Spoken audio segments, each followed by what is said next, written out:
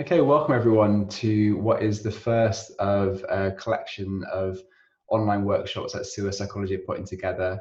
I guess this has really come from an awareness at the moment. It's really frustrating that we're not able to actually be out there and seeing families face to face. So I guess the content that we're hoping to put out in these online sessions will, I guess, tap into a little bit into what would be our normal 6-week adoption group.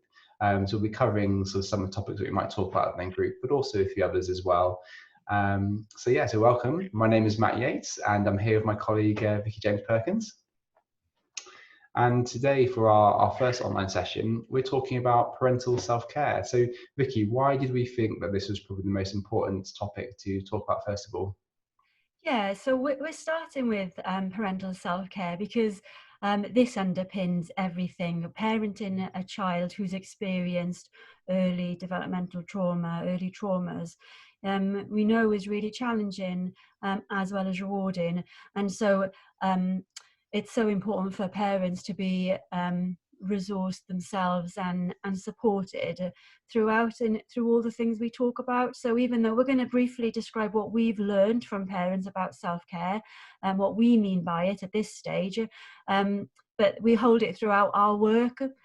So we just wanted to mention it briefly in our introduction video. So typically when we think about self-care, we hear it a lot, particularly at the moment, don't we, in COVID, we're really all the messages coming ours to look after ourselves, particularly in our parenting. So the first kind of image we often talk about and why it's important is this image of putting an oxygen mask on when you're on an aeroplane.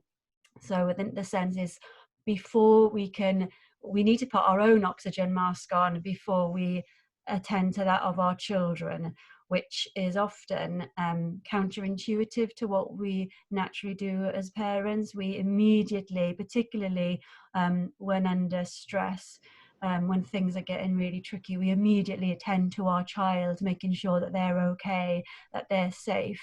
And what this analogy kind of really brings home is if we use all our energy doing that and are not tending to our own needs, then we're going to utterly burn out and not going to be able to kind of go the distance with this. So that's the image that's often used to try and think about or hold a priority about why it's important to be looking after yourselves, particularly when parenting a child who's bringing a lot of trauma from their past. And it's I always find this really interesting because in a weird way, it sort of goes against your very natural instinct. So, regardless of whether you're a parent or not, and if you're with your child or not, I think for most of us, there is a feeling of if there's a child there in front of you, if something bad happens, you almost kind of your immediate reaction is to protect them and look after them first of all. So we often feel like whilst it kind of makes sense that, yeah, we need to be look after ourselves to be able to parent in the best way we can, it also kind of actually takes a bit of effort to kind of go against that basic instinct to not first think about the child in front of you. You're right, Matt. It's really hard. It's counterintuitive, goes against your instinct, and it's quite effortful to do something different, to kind of pause yourself and to do something different. And I guess that's what we wanted to acknowledge today, is that often when we think of self-care, and if we go to our next slide, there's so much out there at the moment about what generally we all know the self-care kind of basic ideas of how important sleep, exercise, nutrition is, connecting, particularly at this time when we're so physically separated from people, connecting with friends and family, saying yes or saying no, holding boundaries. We're not going to talk about those things today. There's lots of great stuff about that, and we wanted to acknowledge how important those are. But I guess what I find it personally anyway, and then through working with adoptive parents, is that the times where you're needing to focus on self-care or to hold it as important are the time when you're on your knees, are the times when you have the least motivation to eat well or to exercise, or when you have lack all resources. It's really hard to do this kind of stuff that we know we should be doing. And in that way, it can become quite harmful at times, or it can feel quite it can feel like another thing that we're not able to get right. Or sometimes parents have shared with us, haven't they, Matt, that, and I guess for ourselves, that it can feel like there's an insinuation that we should be managing this better. Yes, you know, you're an adoptive parent of a child who's had a tricky start, but if you just looked after yourself better, you'd be managing this, which of course just creates a huge sense of shame for parents and blame at a time where they're at their kind of lowest point. So we wanted to be really careful. We wanted to hold this idea of self-care quite lightly. And we'll move on to think about what we feel is helpful when thinking with parents about that. But I guess, Matt, we were reflecting on, you know, one thing's really important to acknowledge, particularly during this time of COVID, is that we're all you know, living in very different circumstances and resources that make it more or less difficult to kind of do the stuff we know we should be doing, particularly in our parenting. So for example, if you're parenting on your own, rather than there being two of you, that is going to put a huge strain on how able you are to exercise, for example. Or if you're a parent who at this time has lost your job or is struggling to meet your hours as well as you know, fulfill childcare, then of course, for example, it's going to be tricky to sleep at night if you're worried you won't be able to pay your mortgage over the next few months. If you have a garden, that has a huge impact on you know, how the kind of stuff you're able to do with your child in the day. So we just want, sometimes self-care can kind of feel like a bit of a blanket over those things. So we wanted to just be really clear, we're absolutely acknowledging that different families, different adoptive parents will be in very different circumstances and have different opportunities to the extent in which they're able to draw on those more traditional, not traditional, you know, the stuff that we know we should be doing. We're not going to be going over that. I really feel this conversation was so nicely captured when we adopted parent that we're working with was talking about how if one more person says just to take a bath, I'm going to go absolutely nuts and we'll scream. And I think that really just captured, how whilst it comes from a good place, this idea of self-care, so often it just feels blaming. It just elicits further shame. You just think, how on earth am I going to be able to do that thing? And if it was as simple as just having a bath, I would have done it already. Yeah. So yeah, absolutely. So we've this is Matt and I's kind of what we've come to clinically in our work, and what we feel, what we hope will be helpful for you is just to kind of talk with you about the things that we've found helpful in supporting parents to and ourselves to kind of to keep going, to keep being as well as possible, particularly now through these really difficult days and weeks. So we think about it in terms of self-regulation and self-compassion.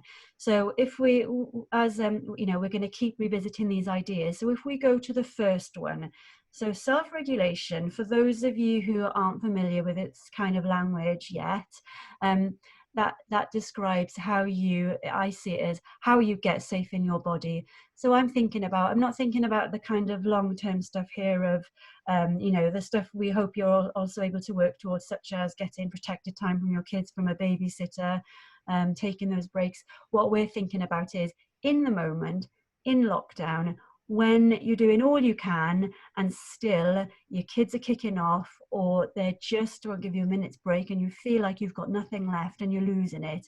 This is the stuff we're talking about. How do you get safe in your body in that moment, in lockdown, in your own home? So that's kind of what we mean by self-regulation.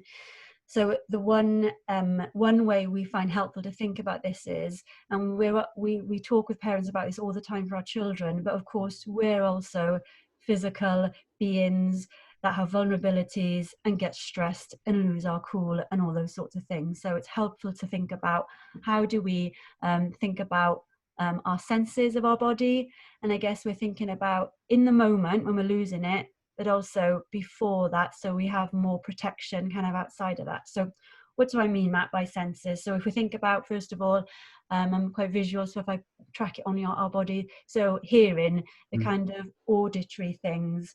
So we've got, so thinking about For example, I liked, we worked with a couple, and the mum described how when she had music on, that it would be really calming to her. And we know, we can track kind of in our brain waves how certain types of music can really calm our body.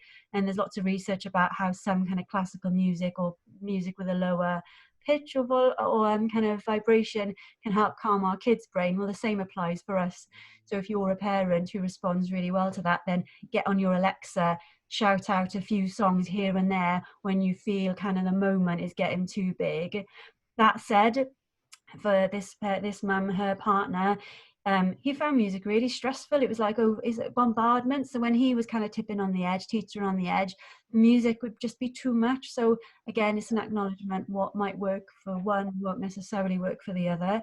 But parents are saying they're using their go-to music, Alexa, real quick, in those moments, in whatever way they notice helps.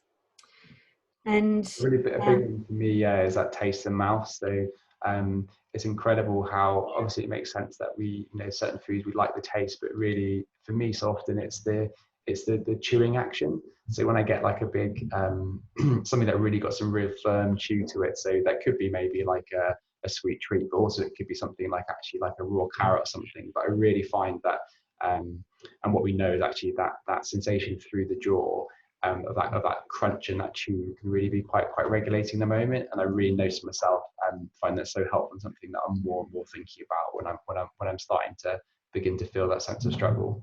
That's a good example. And I've worked with one mum who said, you know, for her it's biscuits, and of course, like all of us, you're trying to also manage, trying to keep healthy through this thing, but just kind of clock in her special pack of biscuits that it's like her, you know, her emergency biscuits when she's having a really tricky moment, that she goes to and just has a crunch on. So I guess noticing what helps you get calm in your body, and just finding a bit of a structure around it sometimes to help to clock that calming effect of it.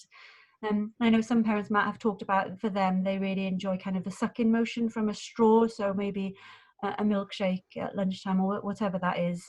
Yeah, and if that fits for you, then that's another great one. Or sweet, it can do a lot of suck motion. So that can be a really strong kind of calming strategy. Movement's a huge one, isn't it, Matt? Particularly when we're restricted physically so much. We're doing a lot of, if parents working at home are having to use virtual kind of Zoom stuff. For kids, love them, you know, stuck in the house or the garden, one walk a day. We've never become so much more aware of how much we need movement to keep our bodies calm and regulated. So often, particularly when under fire, in the middle of a kind of a blazing row or tantrums or whatever's happening with the kids, sometimes just moving our body can help just bring a little bit of calmness back. So for example, and sometimes you just need an excuse to get something. So one parent shared with us that she goes, hang on a minute, I think I've left the oven on, and will quickly dash to the kitchen, kind of fiddle around to come back. And just that act of moving, we know, again, kind of research shows us physiologically can kind of like shift our brain chemicals again. And Or just for those watching, so she hasn't actually left the oven on, but it's a really nice way, things you can say just to give an excuse to quickly move away briefly. Yeah, whatever it is that fits with you. Hang on, I'm so thirsty, I need to get out water quickly. Or I'm freezing, I need to get my jumper, and that running upstairs kind of stuff. And again, you know, we're not talking about getting your Joe Wicks exercises. This is about how do we find those small in the moment ways. So movement can be helpful. I guess it's just about, does that fit with you, and given, you know, even a flat versus have you got a garden. So again, all sorts of constraints around that, but just holding that in mind as a strategy in the moment. And we've noted deep touch, Matt, as well. Sometimes our body is needing a lot of feedback. So that can be, and our children particularly respond to this, but if we're feeling we're needing to get, can you think of examples, Matt? I'm just wondering about being connected to the floor, getting down on the floor to kind of, I'm just trying to think of some examples about how this might fit, you know, in a natural setting, I guess, for parents in the moment. Yeah, so I guess it could be lots of things. So one thing could be thinking about kind of like what you're wearing. Some people actually quite like it to have something that perhaps is a bit tighter on the body. actually kind of, although obviously you can't always constantly sort of go back to bed and put the duvet cover on you, but again, something that's got a bit of weight on it. Even maybe just at times having like a bit of a hug that's really got a big squeeze to it. So obviously it's nice to have a hug, but actually just to have a real big squeeze on the body can feel really, really good. Everyone's different, everyone's got different sensory preferences, but often that could be something that could be quite regulating. It could be that maybe you almost could possibly turn something to a bit of a game, maybe with your child, or actually you're involved in terms of it's something that's involving squeezing and that sort of deep pressure on the body. So if you kind of think of although we're not expecting you to go away to study, have a massage, is that kind of same sort of thought process? So activities which kind of give that deep pressure onto the body could be quite regulating. That's a good point, Matt, because often in self-care we hear those bigger things, like all of these things speak to, you know, go to a restaurant with a friend, go to a concert, go and do an exercise class twice a week.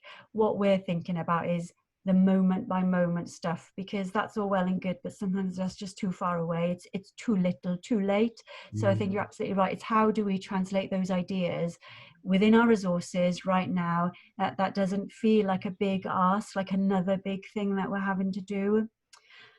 Okay, so the last few ideas we wanted to share with you about that in our next slide. So the reason that we've come to this idea that they need to be small, frequent, patterned strategies or plans, this idea has come from Dr. Bruce Perry, who's a psychiatrist who specialises in developmental trauma, and Beacon House, which is a brilliant resource centre that have put a resource together online called Brainstem Calmers. So what he talks about, Bruce Perry, is that particularly for children who have had kind of traumas earlier on, but it talks about how you help a brain get calm.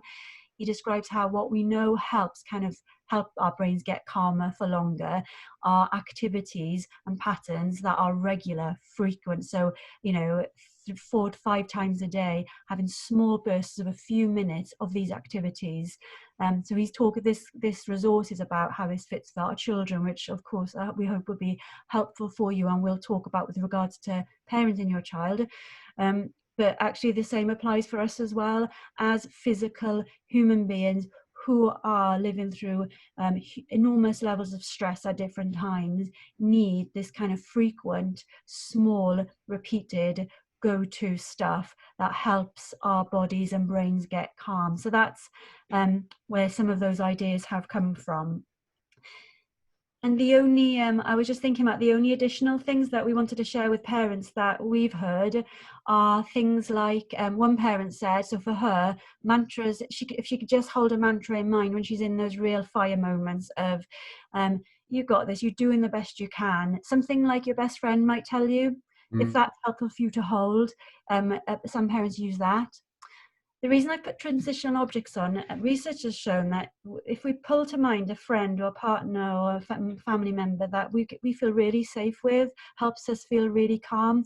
Sometimes imagining them next to you in the room actually can calm our brains. So perhaps putting like a little card or a little object that reminds you of them on your fridge or on your cupboard in those moments when you need to go for that biscuit, or when you're reaching for your glass of water when you've had enough. Just something that kind of helps you hold in mind someone who can help you feel it's okay, I'm here, you're not alone in this, because it's so easy to feel so alone anyway. Often for adoptive parents, it's a different experience again when your child is bringing so much trauma and it feels like nobody understands. So especially at lockdown time, we're needing to feel connected the most. So we're drawing on these kind of tried and tested strategies that we're always thinking about with children for ourselves as well. Sometimes that could be like a WhatsApp text or a screensaver on your phone, just something that helps make you feel like you're held as well in doing, you know, you're doing the best job you can in really hard circumstances. So Vicky, I bet that people are looking at the third bullet point and saying, "Oh, secret escape plan. What does that mean?" So this isn't some devious thing that we've put in place. This was kind of Vicky and I attempting to what could we describe this thing that Vicky was mentioning earlier, of this idea of just saying, "Oh, just need to check that the oven's not on," or "I'm just going to put a jumper on and kind of running upstairs." So we kind of think, well, what can we call this as a phrase of the word, and secret escape plan is what we came up with.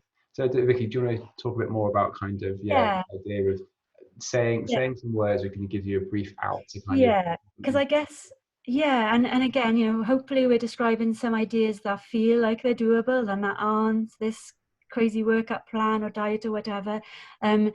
But in the moment, it's really hard to kind of change our thought patterns and behaviors. So if you have a bit of a script, like a go-to, right, when I'm absolutely under fire, I just shout this, it can be helpful. So if, for example, we know movement does help me kind of shift when I'm literally feeling like I want to attack back, it can be I need a jumper, I'll be right back, or I just need to check something, I'll be right back. Whatever it is, you have like a plan in your mind that I will say that. So if you do live in stairs, and you're just sometimes just getting out of the room is enough to come back. So I'm just going to check the windows open or closed, whatever. I just check if the postman's been. I'll be right back.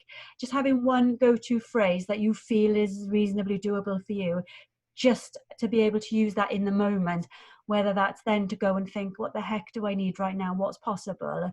But just as that immediate plan, safety route, it's not the trip to Hawaii or anything like that, but just in the moment, just that small thing to change that funk in some small way. Yeah. Okay, so those are some strategies. We are always keen to keep hearing from parents, and of course, we struggle too. Yeah, self-care. I'm finding that very hard, and as a parent, never mind, with all the other constraints around, and when there's a lot of trauma around for children. So yeah, just that sense of keeping sharing together on what bits fit and what's doable and what works. Mm. We'd love to hear from. And the last idea is self-compassion. So Matt, did you want to say a little bit about Yeah, this? I guess it's so we've seen this phrase is being sort of shared around quite a bit in the last few weeks, and we just wanted to really put it onto video because it just completely captures this situation of there is nobody alive who has experienced this before. Um, it is really hard. It's really hard anyway, and then to put the extra layer of being in lockdown, of maybe being with your son or daughter who's particularly dysregulated at the moment, or really really struggling, just to really just remember to give yourself some compassion, because this is really really hard. We have never done this before. We've got no script. We've got no some experience of actually this is what needs to be done in this moment to make things okay. And just to remind yourself of that at a time when things are hard. And I know, Matt, when we hear self-compassion to begin with, it can bring up a kind of a sense of being a bit airy-fairy, or kind of not helpful, a bit of a wishy-washy idea. But and it's really hard to bring it on ourselves, particularly when we're feeling quite down on ourselves, like we're struggling and failing, and we're not making sourdough or doing that craft with our kid or doing the homework that we're set. It's really easy to feel like we're the ones failing. So actually just that sense of, what might you say, that kind voice that we're so good sometimes at giving to our friends and family, if we can just kind of hold those words a bit closer. So just that sense of, like you said, Matt, that mantra of, you're doing the best you can. This is hard. Your circumstances are not like anyone else's in small and big ways. When every family is different, and that sense of, it's okay not to be exercising, not to be eating healthy, not to be doing your self-care traditional strategies. Just, I guess, that bring kindness back to yourself in that, yeah, this is super hard and you're doing everything you can with what you have. And just to be able to hold that voice to yourself can go much further with regards to self-care than any of the bigger strategies. Okay, so I think that brings us to the end of what's our first online workshop. So we hope you enjoyed it, and this would be one of a number of videos that we're going to be putting out there to the adoptive families that we work with. We see you soon. Bye. Bye.